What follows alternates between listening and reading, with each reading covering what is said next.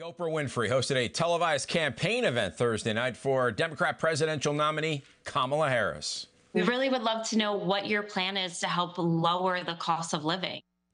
After offering a meandering answer for 35 seconds, Harris finally said this. There are a number of ways. One is bringing down the cost of everyday necessities, including groceries. So that's why I'm taking on, for example, price gouging. Which is when, most companies and corporations are good, but for those bad ones, they take advantage of people, especially during a pandemic or extreme weather, and they end up jacking up prices, and there needs to be accountability and consequence for that.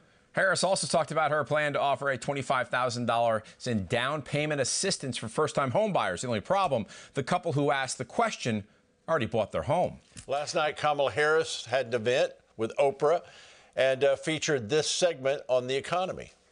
We really would love to know what your plan is to help lower the cost of living.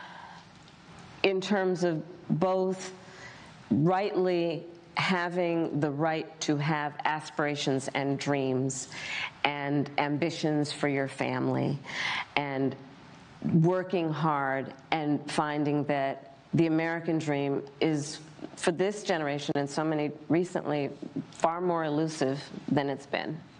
Okay, Mark, hold on to that. Let's compare that comment on America's pocketbook woes with the policy Donald Trump announced this week.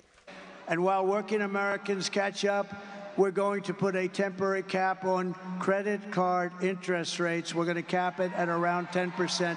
We can't let them make 25 and 30%. Well, we heard about practical aspirations and dreams, and then this practical approach to the economy. Which one?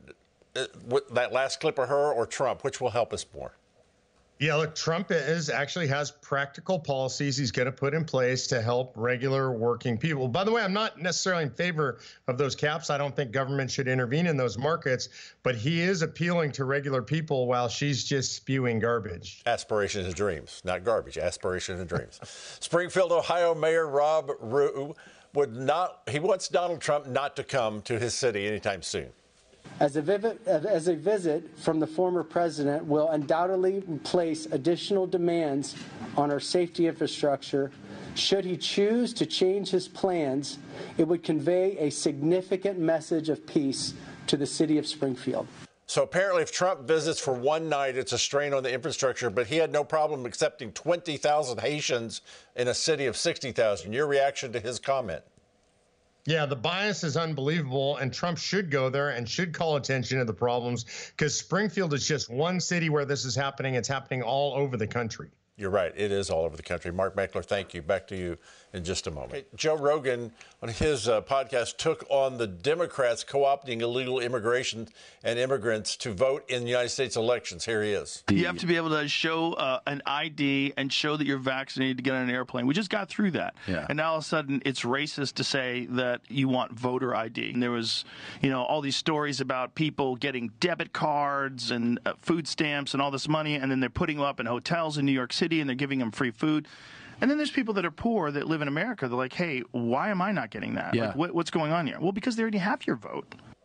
Mark, do you think the Democrats are trying to reshape our nation and the voter base with all the illegal immigration? Of course. There's absolutely no other reason they would be doing it. And when you tie that to the idea that they don't want you to have to register to vote in advance, they don't want you to have voter ID, there's no other reason that they're doing this.